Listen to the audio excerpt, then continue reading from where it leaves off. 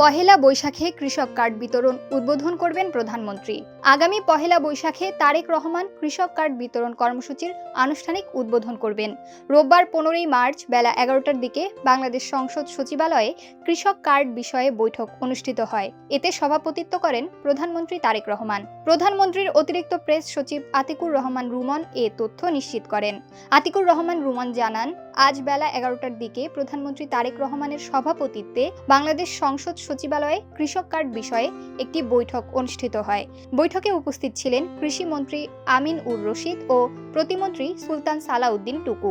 এই বৈঠকে আরও উপস্থিত ছিলেন প্রধানমন্ত্রীর অর্থ ও পরিকল্পনা উপদেষ্টা রাশেদ আল মাহমুদ তিতুমির, ডাক, টেলিযোগ ও তথ্য প্রযুক্তি বিষয়ক উপদেষ্টা রেহান আসিফ আজাদ এবং স্থানীয় সরকার, সমবায় ও পল্লী উন্নয়ন মন্ত্রণালয়ের মাননীয় প্রতিমন্ত্রী মীর শাহে আলম সহ আরও অনেকে।